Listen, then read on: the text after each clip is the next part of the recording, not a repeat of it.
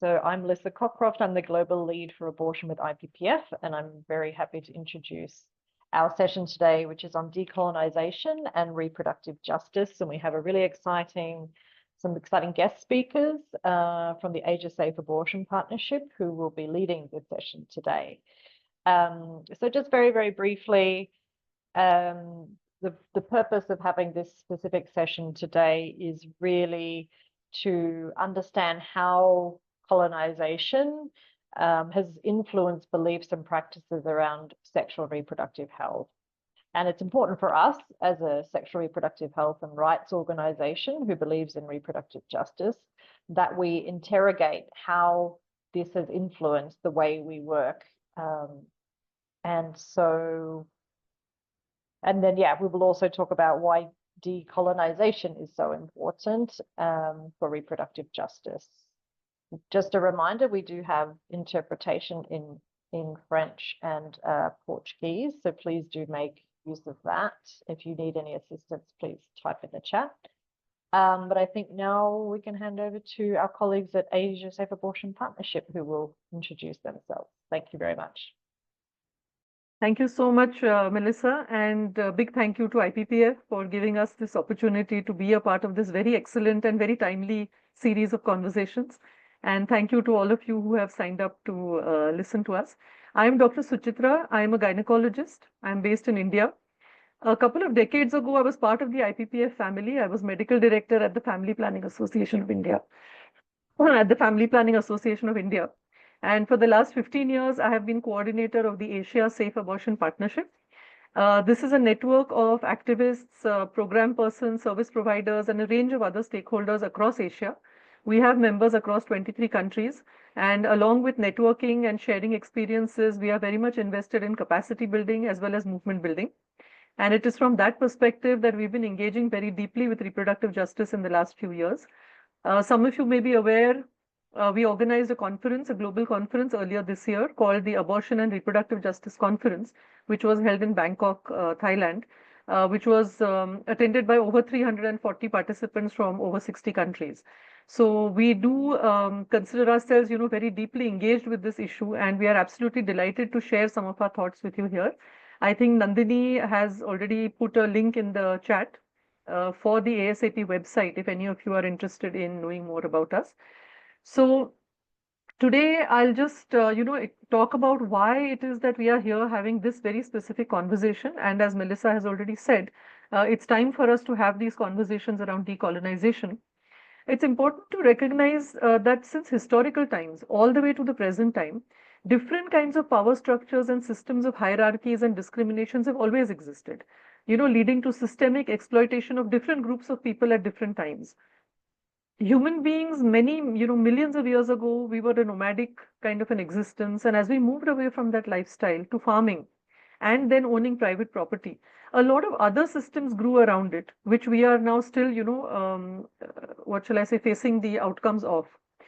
One was, of course, patriarchy, and that's a conversation for a whole other workshop. Then we had the feudalism, industrialization, followed by capitalism, neoliberalism. We are all aware of the militarization and the geopolitics around it. And in the midst of all this, colonization was one of the oppressive structures that we have all been facing. One of the many unfortunate legacies of colonization has been the enforced gender binaries and the hegemony or the prioritization of the cis hetero patriarchal construct. Many of our sexual and reproductive rights affecting the freedom of choice, autonomy, and agency were criminalized through very harsh penal codes that we continue to follow hundreds of years after the colonizers have evolved their own laws. Besides the law, one of the important tools of oppression has been the so-called modern medical system. Historically, women healers who lived on the land and were keepers of the indigenous medicine knowledge were systematically destroyed by the feudal landlords as well as the church in Europe some centuries ago by burning and eliminating them as witches. And this part of the history is very important for us to recognize because the so-called modern medicine which was created was mainly confined then to the male white upper class people. And the roots of this medical system were thus entrenched in misogyny and racism and based on pathologizing anything that did not uphold the power and control of this cis heterosexual white male. Unspeakable harm has been done by the modern medical profession to women, to indigenous communities, and to queer communities through the centuries of colonization and beyond. The colonial legacy of the abortion laws, on the one hand, made them very restrictive and punitive, but on the other hand, also supported eugenics and ableism.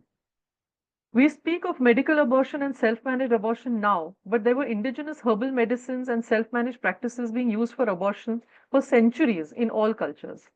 So the root of the endemic violence against the female body is plural in nature.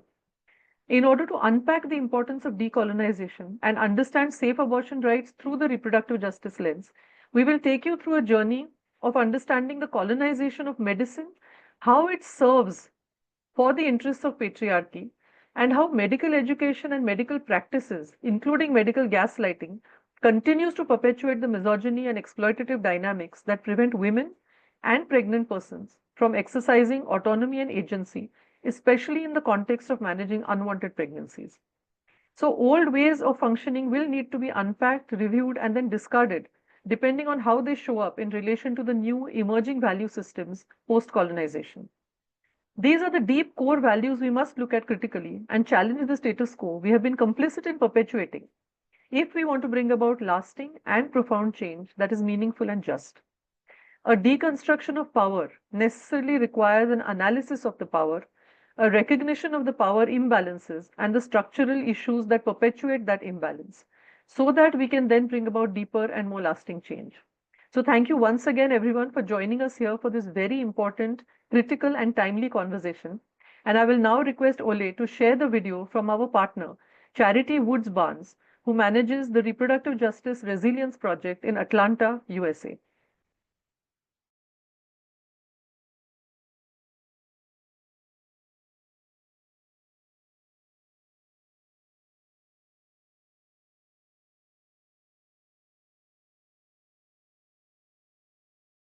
Well, Ollie, we're not hearing the sound.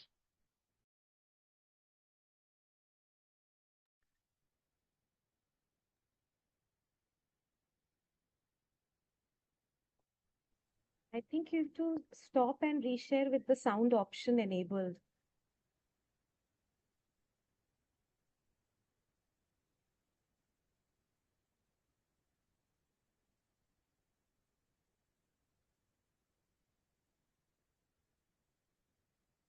Sorry, what's happened?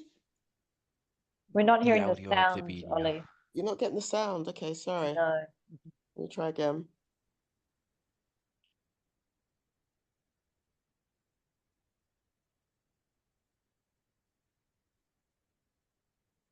Can you hear that? But you are not sharing the video right Yeah, now. we can hear it, but we can't see it. Just you have to select a couple of checkboxes that appears when you select the share option. Do you want me to try, Oli? Like, I can also just try If you from want my to, end. my sound doesn't seem to be working. Yeah, I'll try.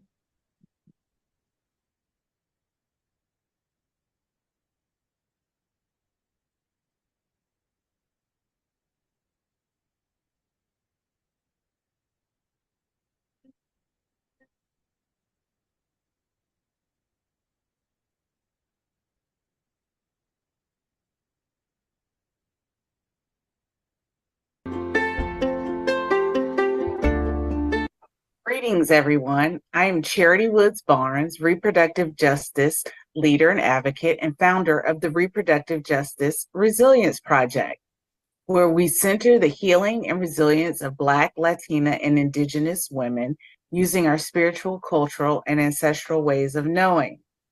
This summer, reproductive justice turns 30, or RJ as we call it. It is amazing to see how the theory and framework have evolved and been adopted around the world. The movement has progressed phenomenally, and it is increasingly used as a lens from which to understand, analyze, and organize around issues, reproductive policies. However, many people still do not understand reproductive justice fully, let alone know the history. We should not use this framework without the historical knowledge of the founding mothers and the political moment that gave birth to this work. Although it has been expanded by and been applied to other women of color and even white women, It is imperative that the 12 Black mothers of RJ receive the recognition for creating this theory. RJ is based on human rights and Black feminist theory. Black feminist theory most often being left out of the discourse, thereby invisibilizing the Black women who created this and who created the theory. This is the antithesis of reproductive justice. Black feminist theory challenges assumptions and norms at the intersection of sexism and racism and arises from an understanding of intersecting patterns of discrimination. It is grounded in a sense of communality and responsibility for the larger community and is the balance to the individualism of human rights. It also allows us to see how our struggle is interconnected with the struggle of other marginalized people. At its core is also intersectionality, a term coined by Black pioneering scholar and writer on civil rights and critical race theory, Kimberly Crenshaw. Intersectionality is the interconnected nature of race, class, gender, as they apply to a given individual or group. Intersectionality also addresses the overlapping and interdependent systems of discrimination. In short, systems of oppression are interlocking, and the impact of them on marginalized communities are interlocking as well. This is how issues like religion, climate change, access to transportation, food, and education can impact the reproductive and sexual lives of people. Reproductive justice also demands that we interrogate and challenge white supremacy on a macro and micro scale. We understand the insidious nature of white supremacy and that often it can be most destructive when it is not blatant and touted in words and political rhetoric, but perpetuated in systems, policies, places of worship, schools, and so on. In its most simplistic explanation, RJ stands on 4 principles: the right to have a child, the right to not have a child, the right to parent the child you have with all the necessary resources and support. And the last principle, which was added later, the right to sexual pleasure without procreation. We believe that every individual is granted the agency and autonomy, human rights, to determine their lives free from coercion. Furthermore, those of us who work at and value the impact of the intersection of reproductive justice, faith, and religion know that we also have a moral authority over our decisions and should be trusted to use it. The founding mothers of RJ were advocates and activists who were brought together because they felt their lives and experiences were not reflected in the discourse and strategies in support of universal health care and reproductive freedom. RJ is also a framework that is used for movement building, particularly intersectional movement building. Whether we are working around issues of abortion access, LGBTQIA rights, the environment, immigration, education, we understand that we largely face the same opposition and hurdles. Building an intersectional movement allows us to maximize resources and efforts and allows for people to participate and engage at whatever level they can.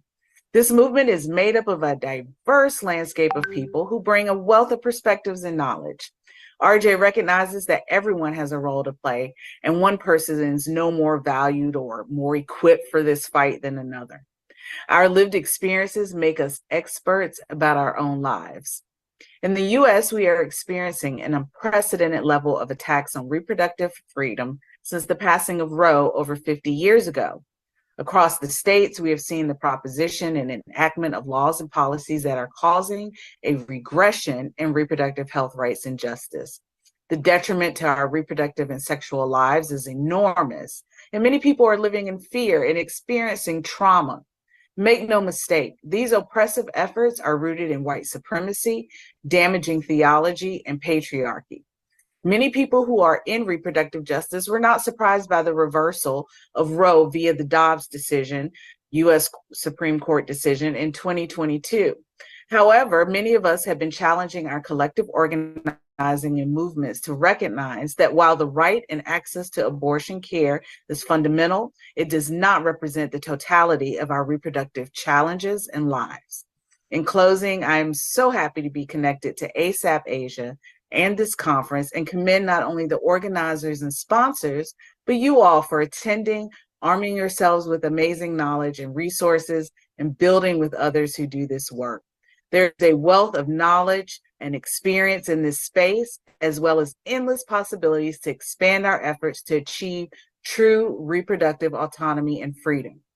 I am also lifting up the March issue of ASAP's Abortion Gazette, of which I am a guest editor, which will be full of resources around reproductive justice. I am wishing you a joyful and productive time, as well as safety and fortitude in your work. Enjoy your time.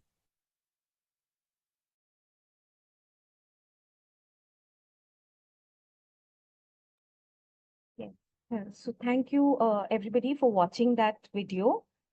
Charity couldn't join us in person for some personal reasons, but we're very fortunate to have connected with her and learning more about reproductive justice and the concept of it, and incorporating it in the work that we do. So yes, thank you for sharing that. This was great, and it's framing our work as well. And with that, I will go into the panel, into the panel discussions that we have for you. And this is a panel with medical practitioners, but also members of ASAP that we have worked closely with. And we're going to screen a video after some time. The panel will explore, as Dr. Dalvi said, how medicine has been a tool for patriarchy. And a lot of this patriarchy comes from the fact that we are all post-colonial countries, and how the colonialization of our countries have impacted everything, including medicine. And a lot of things haven't changed, unfortunately, even though colonization has ended decades ago, but we continue to carry on with its legacy. Harmful legacy at all, a lot of the times. But I would also like to add a word of caution that the whole conversation on decolonization also needs to be further nuanced, and it's much more complex than we think of it. Because we have to also, it's a conversation that one needs to have with a critical gaze that's not only external facing, but also internal facing.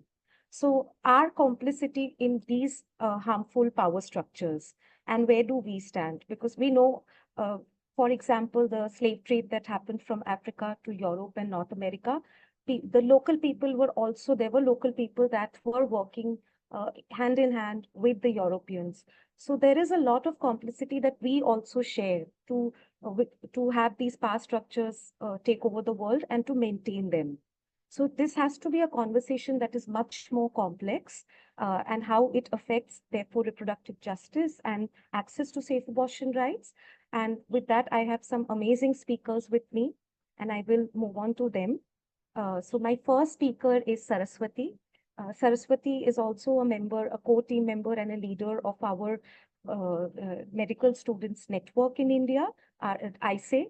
And with this, Saraswati, I will invite you to speak a bit about the work that you are doing, and as discussed, how medicine and how it's taught, and the way it continues to become a vehicle for patriarchy, and a lot of the myth and misconceptions and misinformation that is often passed in the name of science.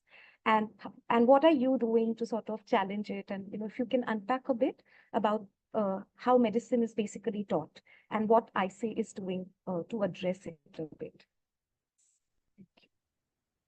Thank you for the question, Nandini.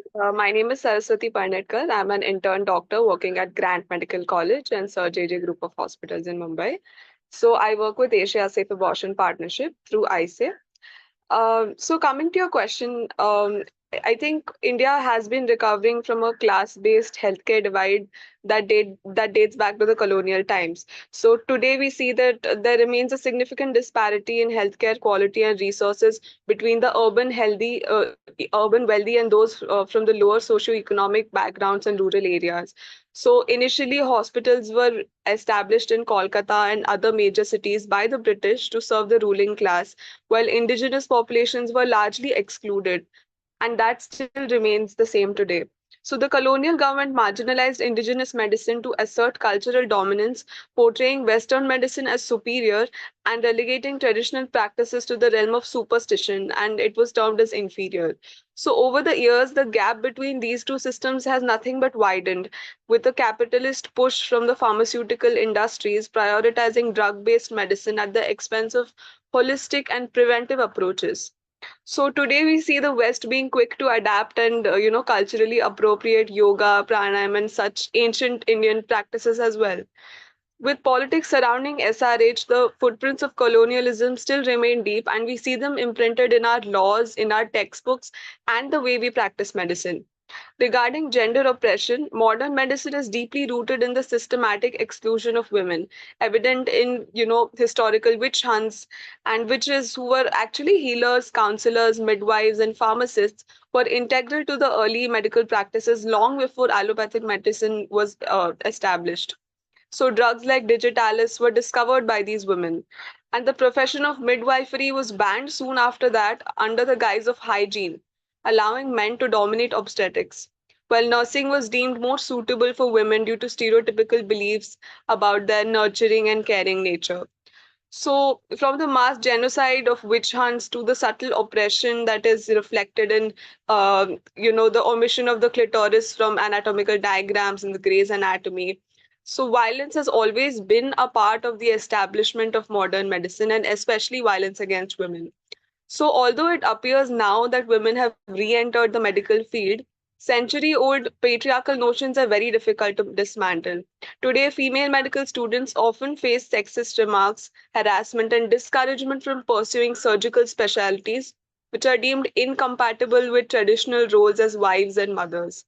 Currently, women comprise only 29% of doctors in India and are paid less than their male counterparts. Patients fare no better because women and queer individuals frequently encounter abusive language, coercion regarding contraception, and obstetric violence. Women seeking abortions may be shamed and even denied abortions. Our textbooks perpetuate harmful notions, with entire chapters being focused on virginity and physical attributes that are used to distinguish between virgin and deflorate women. So, until recently, forensic medicine texts labeled same sex relationships and oral sex as unnatural sexual offenses. This context makes it challenging for medical students to disentangle science from stereotypes and to find inclusive, progressive material that they can rely on. So, in light of this, the work we do at India Safe Abortion Youth Advocates is crucial. We are a network of medical students dedicated to transforming healthcare into a positive rights based system. Doctors are vital stakeholders in discussions on safe abortion as the MTP law is provider centric, placing significant power in their hands. We conduct sensitization workshops for medical students and have developed the abortion curriculum, which integrates the gender and rights perspectives into medical education. So, in the past 5 years, we have held 25 workshops for over 500 medical students across India. And our curriculum covers gender, sex, sexuality, reproductive health and rights, and intersectionality, contraceptives, abortion laws and methods, and value clarification. We also have a hands on demonstration with MVA procedures, and this is all within a workshop of 2 to 3 days. So, we encourage participants to challenge stereotypes and rigid value systems. Uh, Pre-workshop evaluation surveys revealed that 53% of participants previously believed that contraception could eliminate the need for abortions, and 45% were unaware of the abortion laws in our country. Additionally, about 82% noted that medical education lacks sufficient sensitization, thus highlighting the need for such an intervention and its effectiveness. So, beyond workshops, we also created an online space called the Diary of a Frustrated Feminist Medico, where medical students can anonymously share their challenges and frustrations. This forum highlights that medicine is not isolated but intricately linked to broader systems of power and oppression. The shared stories foster a sense of solidarity and remind us that we are not alone. So, amid the ongoing debates surrounding bodily autonomy and the stigma against women's sexuality, for us as healthcare providers and future doctors, it is essential that we ourselves do not become barriers. And therefore, I think the work that we do and we'll continue to do with medical students is extremely important over here. Thank you. Thank you so much, Saraswati. I think you summed it up in you just gave us a glimpse of the amazing work that IC is doing and how critical it is, because given this is the textbook, the things that Saraswati was discussing are the textbooks that are still being taught. So, and a lot of it is just structural issues that might feel like too much to tackle, but I think we should all start somewhere and with small steps. So I think with this, the IC is doing like amazing work to change the conversation around what is being taught in the name of medicine and how wrong and harmful that can be. And, so if we look at it from the perspective or the lens of reproductive justice and decolonization. So thank you so much for doing this important work with your team, Saraswati. And a request to all of you, we will share some resources, but please feel free to continue to also, if you have questions, so write it down and we can read it later. But after we finish the panel discussion, there is some time for Q&A. So please feel free to note down your questions that you may have from our speakers. So with that, I will move on to the next piece, which is a recording from Aisha Susan. She's a theater practitioner and she's also a teacher she teaches theater to school students. And she was not able to join us in person again, but there's a recording of her perspectives around this theme. And I will just play this. So just give me a bit of a time to load it.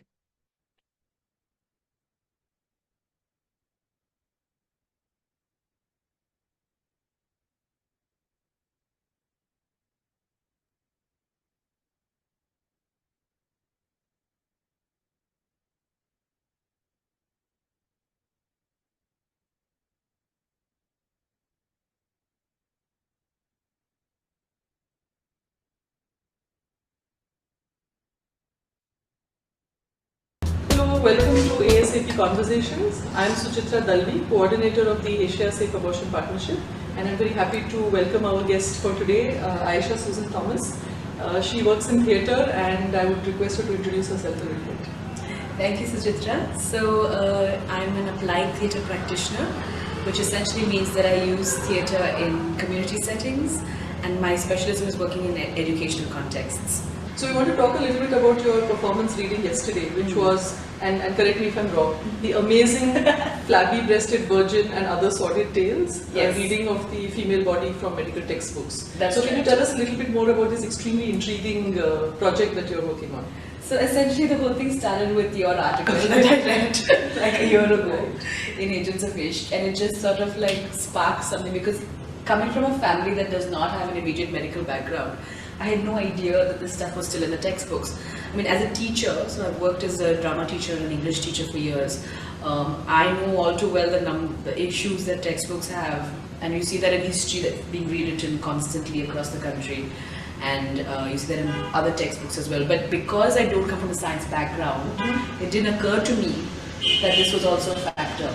So for me, that was a big aha moment. And I was like, this would be really interesting to sort of see how we can play with this theatrically.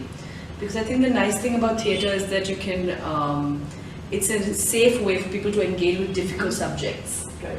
and ways that are not threatening or immediately disarming, so Yeah. that's what I And want to you're do. absolutely right. It is actually a very difficult topic, Yeah. because within the medical community there are very few people who would identify themselves as feminists. Yeah. And on the other hand, women's rights movements haven't really engaged with the medical community in a way beyond sort of seeing them as the other, the ones Exactly. who conducted experiments on women, or used Western technology in unethical ways on women's bodies.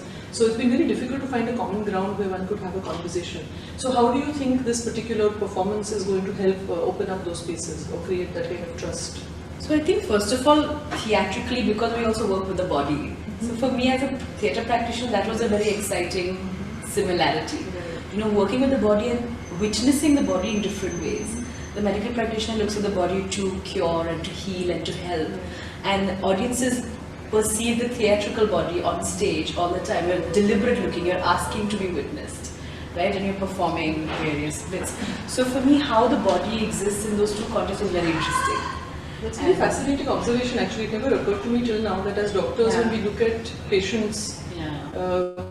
we also kind of, I think, deliberately dissociate ourselves from them as other human bodies, besides the fact that there's a pathology which we need to treat. Because And that's I'm sure just too there's a much to- survival thing as well. Kind of, right? isn't it? Yeah, because the more you get emotionally attached, and it could have a lot of burnout, I think. Exactly. That doctors do already. Exactly. The stress of the work. Currently in India and in many places across the world, female students outnumber the male students in the medical Absolutely. system. And then you emerge as a doctor and you're trained on all these issues which are just around pathologies. No one has a conversation to you about gender. No one said the word misogyny, although so much of our practice was misogynistic. And I thought it's time to do something about it, and the easiest thing to do is, speak about it or talk about it, because, bearing witness to that as an advocate. And it's very exciting for me to see that, you read that article and it has moved Yeah. into, it totally, transformed into a different kind of experience. So for me, the thing that I find most intriguing is how the education system is complicit. And we were discussing this on a panel discussion yesterday as well about how bizarre almost it is that something that is preparing people for tomorrow is so convinced by the accuracy of yesterday, right? And so I think that particular, the role that system plays in perpetuating things that are no longer valid, is very significant. So I feel that the system of education and the way we institute hierarchies, the way we place people, the way we institutionalize practices within that is very significant. So everything for me would stem from that. How does medical education look at biology? How does it look at rights-based approaches? So of course looking at abortion across the country, because it's such a relevant topic today, and it goes to the core of, I know when I was attending the advocacy institutes that you organized, the history of medicine, so fascinating, the history of the womb. Like I couldn't get that out of my mind. I felt like we could do an animated short, just a 10-minute history of the womb. Sort of like that in itself would be hilarious. Just to sort of, the way kids' cartoons are, because that information is not out there. I didn't know that's where smelling salts came from. And yet as an Indian, former colony, like we all grew up with smelling salts. Oh, I know what that is. We all read Victorian novels. But to think that smelling salts were so intimately connected with the conception of what the womb is and how it runs around in your body like a ferret. And it goes to your brain, and that's where hysteria comes from. Exactly. Which is why it has the same root as hysteros. Yeah, this is such fascinating information. It's captivating. I feel like it's gold. It's literal gold, and it needs to be out there. Absolutely. And so I feel that would be a big part of it as well. And I think it's time for us to start, like we reclaim our own heritage, reclaim the conversations, because the female body has been the most, I think, in many ways medicalized or pathologized. Yeah. But the people who are doing it, the people in power, have been men in traditional medicine. And I think at some point we need to sort of reclaim that dialogue and start having those conversations. In India, even in China, Vietnam, Nepal, where the whole issue of sex determination is being played out in such a big way and is being used to create a divisive politics for the choice to abortion, by saying, you can have the choice to abortion but not for this reason, without actually trying to address why the girls are not unwanted. Why are these women choosing to not have a girl child? Because then the reality of their lives tells them that this is not a valid choice. Exactly. So we are dismissing that, and at that point suddenly they are not agents. Because it's band-aid policies, right? And Not only actual that, change. The patriarchy wants these girls to be born, because if they are not born, how will marriage as an institution, continue to survive and Big strengthen the problem. patriarchy? So it's very interesting how. Beti bachao, family ke liye. Absolutely.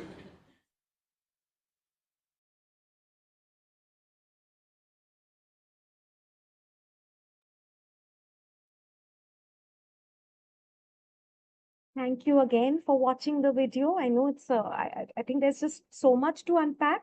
And there's also a brilliant play that Aisha Susan actually has developed based on this article written by Dr. Dalvi.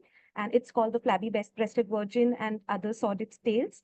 And it's available online, and you can all, look up the website. We can share the link. And it's a performance that they put together during COVID. And it's very, very powerful, and some things that, completely blow your mind, because this is what is being passed on as medicine and as, medical training. And the way, what Aisha just said, the dissociation of patients as bodies and as people, and just looking at them through the lens of pathologies. something that Saraswati also talks about, like how the medical infrastructure in our parts of the world were created to serve the people in power and not really the vast majority of people, the indigenous communities. So you can see how these things are therefore interconnected. It is the way power was being perpetuated and practiced. So that there is a lot to challenge in the medical sector itself. And I'm glad that the work that we are doing with our partners, Saraswati and Aisha, through a theater work, and my next speaker now, Sandra, we are all kind of working towards the same goal, and to bring it back to spaces which is more it has feminist ethos, which are based on principles of reproductive justice, and which is basically much more humane than what it is currently. So with that, I will invite my next speaker, Sandra, Dr. Sandra. Dr. Sandra is a medical practitioner, and she's also now a member of our Indonesia country advocacy network and YONI, and she works closely with the team there. And she's also worked a lot. She's been part of the conference, the ARJC conference, and since then collaborated a lot with IC and worked together.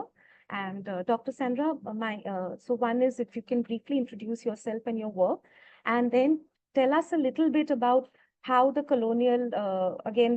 colonization of Indonesia impacted the medical curriculum and practice, particularly around access to safe abortion rights, which continues to be a very debated and controlled and restricted area.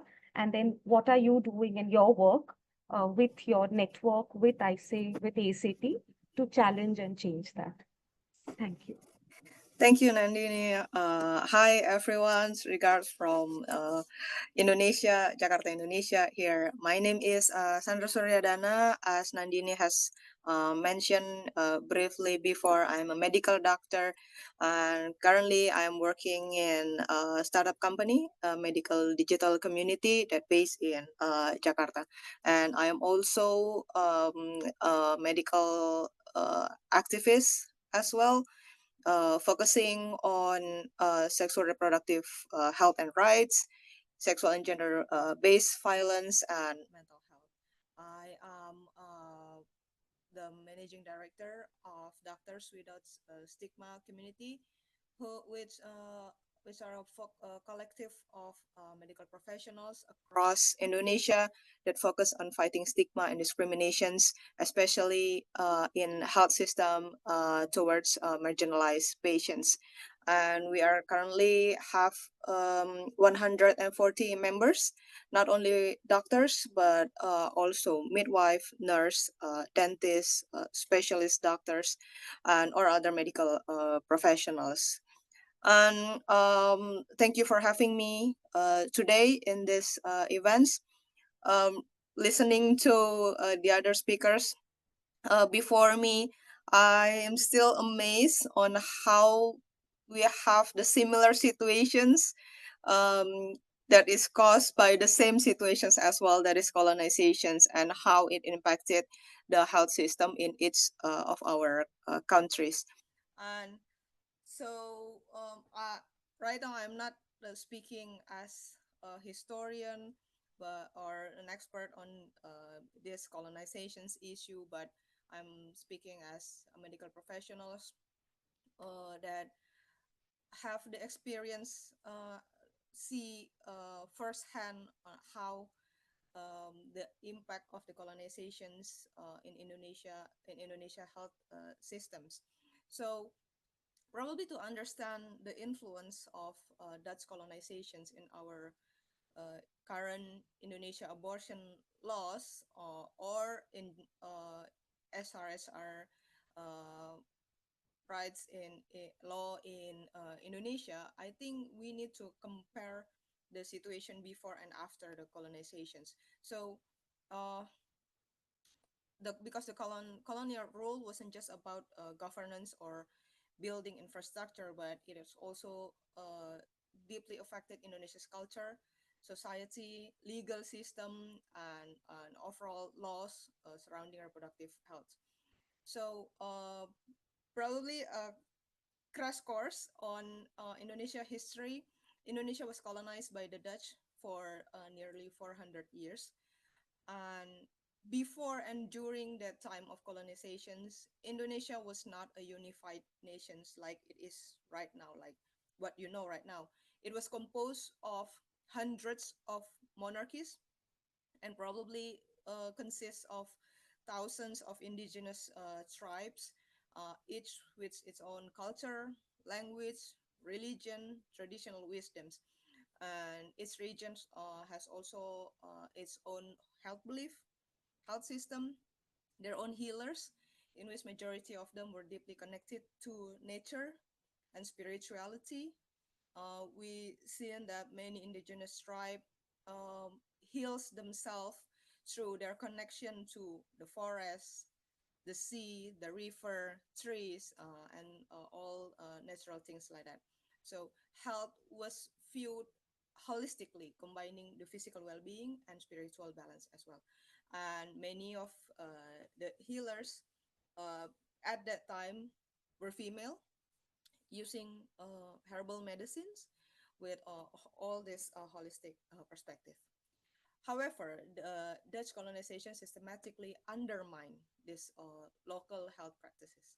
The colonizer imposed their own values on local people, branding the traditional ways as uncivilized, promoting Western custom as superior. So this perception of Western superiority extended to healthcare as well. The practices of female healers and the use of herbal medicines, traditional food, were dismissed as primitive, while Western medicine that usually provided by male doctors in clinical settings was presented as the only modern and acceptable form of healthcare. And the deep connection between people and their environment, the river, the forest, the sea, was disregarded. This is further eradicating centuries of indigenous health knowledge.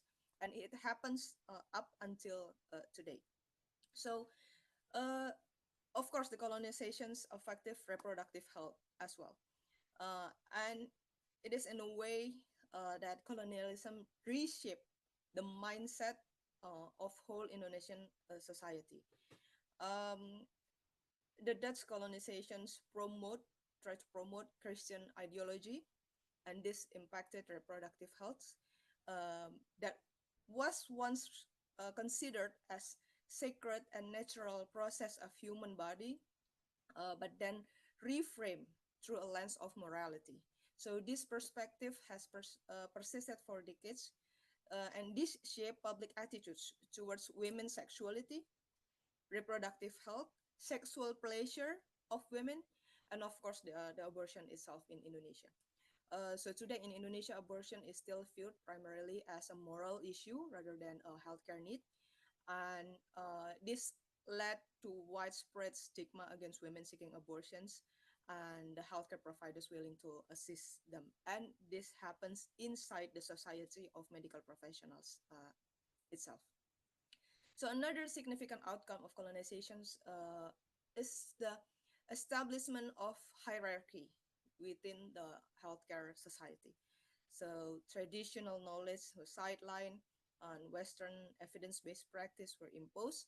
Female healers, that's in Indonesia called dukun beranak, are now getting almost extinct.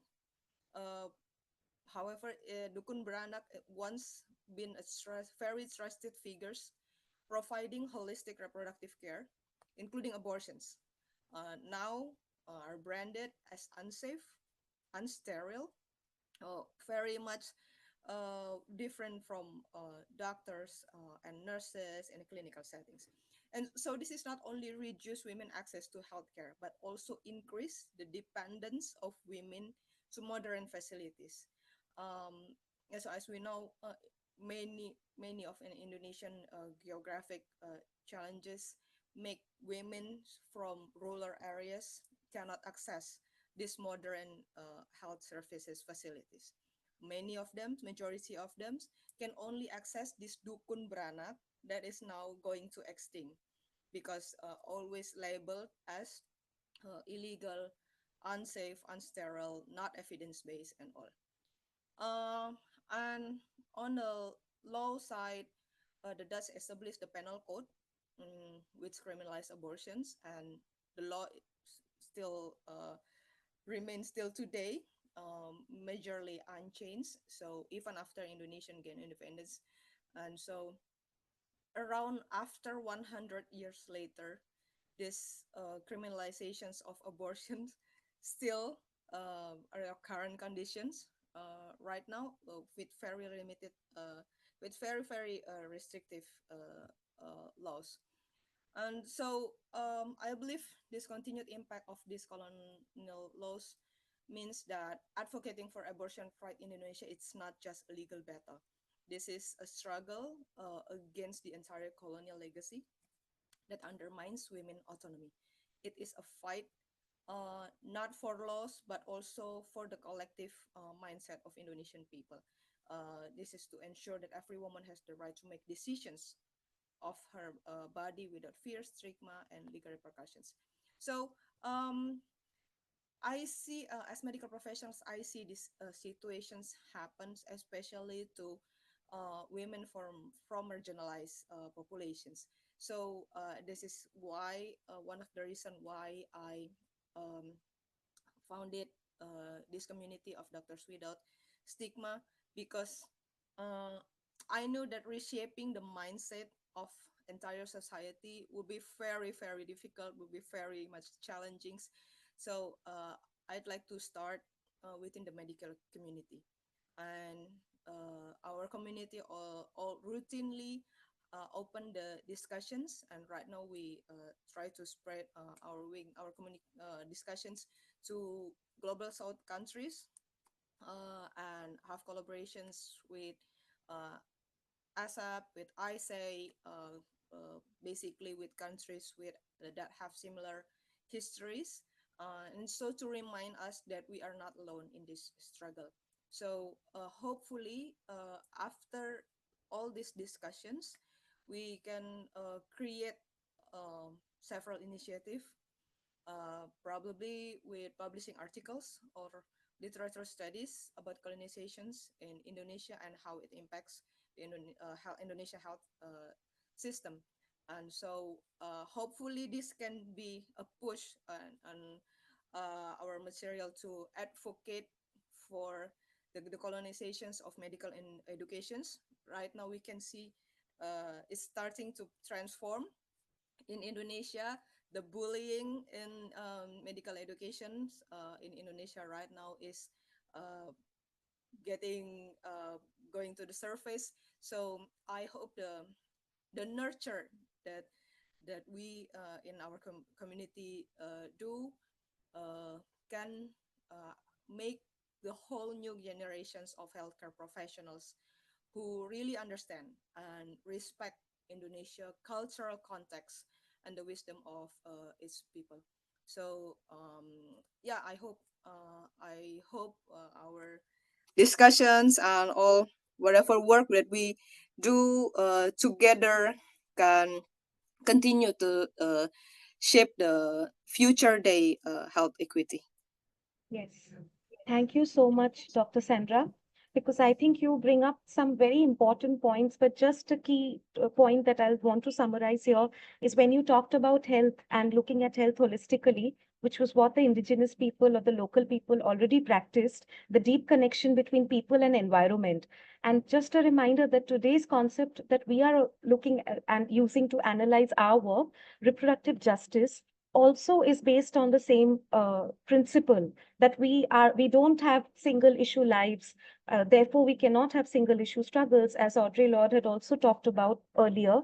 Similarly, a lot of other intersectional issues that affect us as people, whether it's wars, whether it's migrations, whether it's economic crisis, whether it's global climate change crisis, all of this, or even if it's not crisis, but it's just the facts of our lives are interconnected, and therefore we cannot look at either like health or anything as like a one-off thing. We have to look at it in the intersections of it. So thank you so much. And and the last point that I think you talked about is that we don't just need legal changes. We also need to change the collective mindset, because I think in a lot of our post-colonial countries, the colonizers left, but there is indigenous colonization also that's happening. So we have to be very, very critical and look at the external and the internal and how we are complicit in maintaining these unjust power structures. So thank you so much for the important work that you are doing. And with that, we come to a close to the panel discussion. And please, again, as I said to all our participants today, you can keep noting down your questions and we will have a Q&A. But now I would like to share a few resources and about a few of the work that ASAP is doing, which is connected to what we are discussing today, but will deep dive into a lot of these issues. The first thing that I want to start with is the ASAP Academy, because as I was hearing all the speakers, I was just thinking that each of this is actually a module that we which is further extended for like a 3-hour or 4-hour module that you can actually deep dive into once you join the ASAP Academy. So I'm going to share a link with you here. And you can Aisha look could share the link if you want, and you can carry on. Okay. So if yeah. Aisha, can you do that? Thank So if you can click on the link and you can explore. We have a fascinating foundational course where we talk about some of the basic concepts with which we then approach the work we do around safe abortion rights. So we do gender power, patriarchy. We do a session that Dr. Dalvi takes, a module which is on menstruation, contraception, and abortion. And then we have other courses also as a part of the foundational course. And that's like something that anybody who wants to do this work or to know more about the safe abortion rights issue from this holistic perspective should definitely look up the course in the ASAP Academy. Once you do this course, you are also eligible to then enroll for the advanced courses. In fact, the advanced course, the last date to enroll is 13th of October. And again, you can look at the modules there, and there's some very interesting modules. So my colleague Aisha, who's here today, she is going to take a module on shaping safer online spaces, which is something very critical for us as safe abortion rights advocates, because we are using very neoliberal on internet structures, and we know the kind of issues that we face there, from hacking to shadow banning to a lot of other issues. So I think that's a very, very important course for us as individuals, but also as organizations. Then I will be facilitating a module on crime and punishment. So I'm calling it it's the criminal, re-looking at the criminal injustice system, borrowing the term from scholar and activist Mariam Kaba. So I think it's very important to deep dive. Then Dr. Dalvi also, there's a module that she will be taking. So you can take up these courses through the academy, explore the academy website. And if you don't have enough time, you can also enroll for individual modules, whichever is sounding the most relevant to you. So that's about the academy, and I highly recommend it to all of you and to your networks. The second thing that is another important resource and one of its kind is the Abortion Gazette. So ASAP also started to come out with a quarterly Abortion Gazette, and we will be sharing some of the links of the gazettes with you so that you can read them. If you're interested to contribute, you can reach out to us and contribute in gazette. Each quarter we come up with a different theme. So you can reach out to us and see what's the theme, and if you would like to contribute, we'll be happy to discuss that further with you. But also it is an important resource and one of its kind. So do explore it and use it in your work in whichever way you want to. So these are the two very important things that we we want to share with the larger community here. And is there anything else, Dr. Dalvi, that I should be mentioning? you. I think this is good. Thank you. Yeah, thanks. Is there, we could now go on to the discussion around the Q&A, and if anyone has any questions, they have around 10 minutes to do a short Q&A. I was not following the chats, so I'll just take a look at it. Yeah, I don't think there's any questions in the chat. I'll just answer regarding abortion. Yeah, I think there's someone just sharing information. But I was wondering if, after listening to what was shared by our speakers, if anyone in the room would like to share their experience, maybe not if you're not a medical student or a medical practitioner, but have you had any experience or have you heard of someone having an experience in their interactions with modern medical systems who have, faced this kind of misogyny or faced this kind of oppression, particularly restrictions on how to manage their sexual lives or unwanted pregnancies, then I think we would really like to hear from everyone.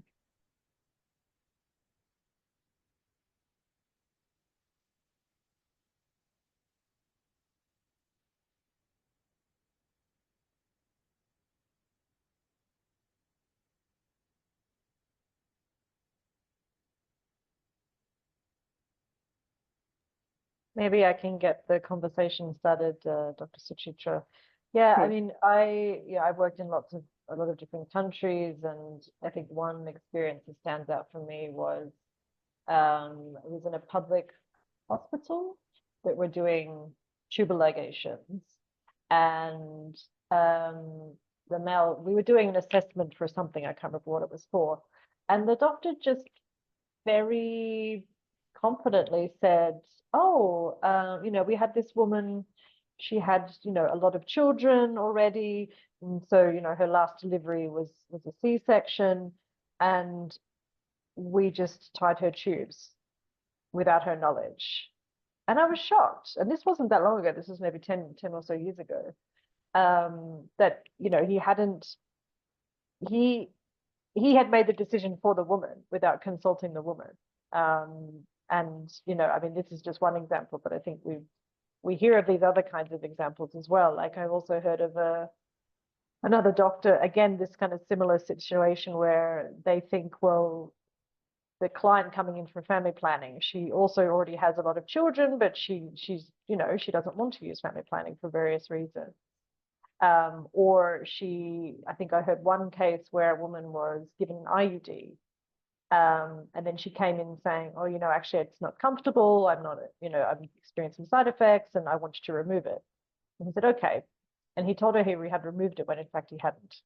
Again, because he made the decision for her of what he thought was best for her. So I think this is another example of how I don't want to say only male doctors, but I think sometimes the medical profession can make decisions for women or people who can get pregnant without really thinking, without allowing the autonomy of the woman to make those decisions for herself. Thanks, Melissa. So yes, very distressing, but unfortunately not shocking examples because we've seen that. And I must say that as a resident or as an undergraduate, I was also probably complicit in this without understanding what was happening because that's kind of how the system is structured. But thank you for sharing that. I think Carl wants to share something. Yes, thank you very much. It was really, really interesting. Back in Sweden, where I am, in Northern Europe, we are within RFSU, which is a member association of IPPF, also part of a learning journey regarding anti-racism in different ways in our society. And I would just like to give you a short, view on how it looks, I think, from our perspective. And I think the difference is, of course, that we have been a colonial power, not as big power as many other, bigger countries in Europe, but we have been. So we still have that kind of history with us. But within our health system, I do believe that we are, like in the rest of the society, actually, we do believe that we are a very, just social system, a very equal social system, and we're known for that within Europe since way back, actually. So I think the struggle is, or the challenge is actually to see the injustice that actually is within the system that we have, because it might be, to some extent, in a strange way, easier to see that if you either have been a strong colonial power or been colonized in the other way around. But as we always believe that we are such a just people, in many senses, it is like it's more difficult to actually see the injustice in the health system. But we have one of our main goals or objectives in our strategy is actually concerning reproductive justice. It's a new term for us, but we've been working now together with the official health system in Sweden and doing that kind of work. And it's very interesting because it's so easy to see that people are not aware of how we actually treat each other, because we do believe that we are not that kind of people, but we still are. So, or we are to some extent anyway. So it's for me, it's been really a great learning journey, both with our internal learning cohort on anti-racism, but not the least being part of this. So I'm very grateful to be here. Thank you very much. Thank you so much, Carl. That was a very powerful share. I think it's so important for us to introspect and not make these assumptions. And we just had a workshop this weekend where I quoted one of our lead trainers, and I would just like to share it with everyone here, is that ignorance of oppression is a luxury of privilege. Yeah, that's right. So Yeah. it's wonderful that you're kind of re-looking and saying, okay, maybe we are not as just and as sort of fair as we believe we are, because maybe we're not hearing the voices who are who are actually being oppressed by the system. So really appreciate that thoughtfulness. Thank you, Carl. Thank you. Is there anyone else who would like to share? Professor Dalvi, I think I would like to comment a little Any bit. of our other participants? Yes, sorry, I couldn't see who that was.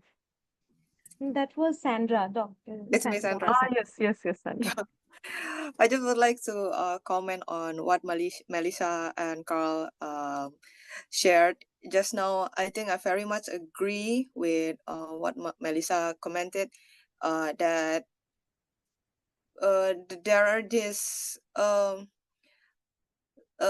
hierarchy that probably not many of us aware of, especially in colonization era, where it is not only between male and female, where female are considered as inferior, but there are several layers where local female patients consider as the lowest of everyone, because in colonization era, doctors studied in Europe, even if even with the local doctors, they also are taught by European teachers, and many not and women cannot actually contribute,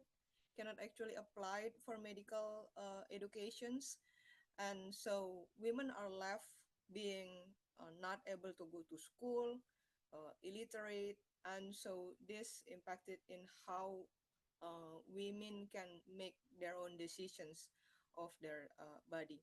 And these situations are still happening right now, even though the medical educations are already localized. But doctors and other medical professions are seen as highly educated, and so are in the different castes than the local people that comes as patients. And so I think I also agree with what Carl said just now, that in order for us to go through the solutions, we must be aware of the problems within ourselves first, because if we don't acknowledge that these gaps is there, the problem is actually impacting the patients. We will never think about the solutions, and we will not think that we can be part of the solutions as well. Thank you so much, Dr. Sandra. I think what you're saying is absolutely right. And as Nandini mentioned earlier, there are these intersectionalities of oppression. So it's not just about being a woman. If you're a woman of an upper caste or a different class, you may still have a disconnect or a different power dynamic with the women who are coming to you as, seeking care. I don't know how it is in Indonesia or in the countries of the people who are here, but in India, one of the other ways we see it in the medical system, the intersectionality with gender, is that nurses are almost exclusively women. Saraswati can also probably reflect on this. When I was a student, the patients used to assume that the women medical students were all nurses, and they only addressed the male medical students as doctor. Although we were all the same age and walking around and doing the same things. So I think Still there now is we still get a it. lot to be unpacked. It's still the same? Still now we get it, yeah. Still the same. Okay. So I was wondering if Saraswati, you wanted to add something, because I know you gave a really excellent exposition of the landscape and the situation.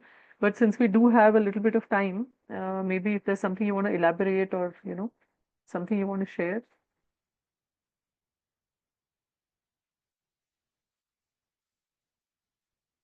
Maybe she's not at her desk. Yeah. Aisha, can you just check with her? If she's there, it would be nice to hear from her for 5 minutes. Can I just jump in and like add a Please few do, things? please do. So one of the things that, just listening to all of you and just thinking of is that how the world is designed around white male, and a lot of the things that we read now is that medical research has also been by default around only white men. And so how it leaves out not only women, people of color, other queer communities, like most of these other people, like the further you move away from that white male norm, you become a pathology yourself. Something that we take up in our gender discourse also, the gender power patriarchy discourse. But I think that's also like really fascinating, because it was only a year or 2 years ago when I read a news article that said that for the first time, they used actual blood to test on the menstrual pads, like something as basic as that. And here we are going to the moon or Mars or wherever. And so, we've not got our basics even covered. And while we are talking about reproductive justice and bodily autonomy, I think it's also important to remember a part of our world, and our part of the world is under warfare and under genocide, actually. So it's also like really like when we talk about health and health infrastructure, there's a whole country and community that is being decimated. So there even the healthcare sector is being bombed. There is no safe space right now in Palestine or in Lebanon.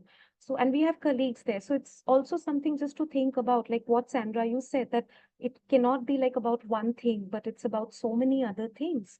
And in Palestine, there is this, again, this is like just to give you a snippet of it, there is this concept of semen stealing.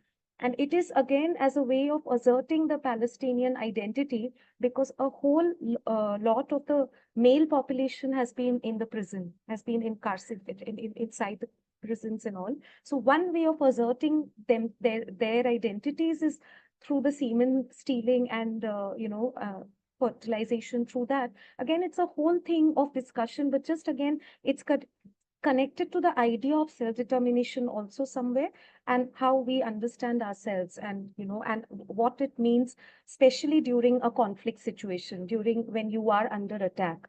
So there's so lot of things that we really need to unpack, and I think this was not enough time, so it's like there's a whole lot of things to unpack. And the final thing about the God syndrome, which we see in the medical community in our part of the world, it's again very it's connected to the whole caste system as well, and the hierarchy of caste, because medicine has been always looked at as an aspirational field, but also a resource extensive field. So you can only study medicine if you come from certain resources, and resources are also controlled by people who are already in power. So just these power dynamics and how they play out, I think that is what the decolonization lens is pushing us towards to do. And then the reproductive justice lens is then what is the world we really want to create once we dismantle these systems of oppressions. Over to you, Dr. Dalvi. No, I think that was a beautiful closing. Maybe you want to hand over to Dr. Suba Yes. for making her closing remarks. Thanks a lot. Yes. Thank you so much. Dr. Suba, over to you, and please, Dr. Suba is the chairperson of the ASAP steering committee, and she works very closely with us, of course. She's also the president of Reproductive Rights Alliance in Malaysia and Advocacy Alliance in Malaysia. And if you can also self-introduce yourself a bit, if I've missed anything, and please take over for the closing remarks. Thank you so much, Nandini. So I'd like to just shout out to Fethi from Tunisia. Thanks for being so engaging, and it's so nice to hear input from everybody around the world. I think in IPPF, the Member Association in Tunisia, they came to my clinic about earlier this year to talk about abortion. And it was surprising as well, so to learn about the colonial lens and then the inherited kind of injustice. And even though, as Fethi said, it's legalized, but still it's difficult to get access to abortion. So my name is Dr. Subhatra Jairaj. I'm a primary care reproductive health specialist and abortion service provider. I'm a radical feminist medicine woman. In other words, as we have discussed earlier, I am a witch, and as were my ancestors and mothers who held knowledge on behalf of women for centuries, right? Until they were pushed aside, as Sandra shared with us, or persecuted via laws, policies, and sometimes in the name of progress by colonizers. I'm Malaysian, so I live in a country that has had many colonizers, so varied. We invited them, I think, from all over the world. And we're still struggling with like the post-colonial PTSD. But in my journey as working as a doctor in SRHR, especially in studying medicine since medical school, I think many of us, like who are feminist activists, we struggle with this. And it was a struggle to fight why my politics in health practice was in loggerheads with how we are taught to practice medicine or how it supposedly should be. And so I think a lot of us do the decolonial work, but many of us have done it, be it physically, with the mental and emotional work of decolonization. Even though before we knew this term, right? Or before the decolonization as a term, I think, was coined or popularized. But it's good and great now that we can use the same terminology to express what many of us probably felt for the longest time, especially coming from the global majority. So to me, decolonization, like as we discussed, it's a process, and it's not just something that happens overnight. It's what we do to reclaim our land, our body, and our minds. And especially in sexual and reproductive health and rights, I think it's very important that we talk about these self-determination of land, law, body, and mind, which are all very connected. And bodily autonomy and the right to make decisions over our own reproductive health, I think, should be how we as people of our land should want it and how we think it should be practiced. So especially in abortion advocacy in ASAP, we talk a lot about power, and we see how power privileges some people against the others. We see how advocates in the global north don't engage critically with us as grassroots advocates and knowledge holders from the global majority. We see in the medical world how pharmaceutical companies profit from power imbalances in our governance structures post-colonial, right? And how neocolonialism insidiously pushes this anti-choice narratives, which we know that we need to talk about now. So at the same time of, understanding decolonization, which I think it's good that we are starting to talk about, I would also caution that we want the decolonization process to be something compassionate, just, and rights-based. And it's a process that puts power into individuals to achieve their highest standards of sexual and reproductive health and rights, and not just replacing what we have inherited with something equally problematic in capitalist structures. So just to interrogate always how we are decolonizing and not just talk about decolonization per se. Finally, I think with larger structures such as INGOs, such as IPPF, and hopefully one day ASAP, with so much power over grassroots organizations, I would also like to emphasize that decolonization must not be performative. We need to critically interrogate how we do things and how we can do better from a decolonization lens, on top of the reproductive justice and feminist frameworks that I'm sure lots of us come from. So with that, I hope that this webinar has been productive and given us something to think about and relook on how we can make things better. and improve on how we are making sexual and reproductive health services a right for everyone. So on behalf of ASAP, I thank you very much. Over to you, Nandini. Thank you so much. Thank you so much, Dr. Soba. And yeah, if anyone has any closing comments, questions, please feel free to unmute and speak. Otherwise, I think there's a lot to process and unpack, and we can close a little bit before time. So thank you so much for everyone for joining and for your encouraging comments. We do hope this will, encourage you to also check out the Academy and the Gazette. Thank you so much. That was really good. Thank you. Thanks. Yes, thanks so Thanks, much Alina. to our ASAP colleagues. This was brilliant. Thank you. Thank you, Melissa. Thank you. Thank you for the opportunity. We look forward to future engagements. Yes, Thank you so much. definitely. Definitely. Thank you to all our speakers today, Dr. Sandra, Dr. Saraswati, and Dr. Subha, and Aisha, Susan, who's not here, but she joined us through the video, and Dr. Dalvi for the amazing opening remarks and for setting the tone and helping me moderate this as well. So thank you so much to everybody and to the IPPF team. Thank you. Thank you. Goodbye. Bye. Bye, everybody else. Do we want to stay on, Melissa and Ollie? Oh, Melissa's already dropped off. Okay.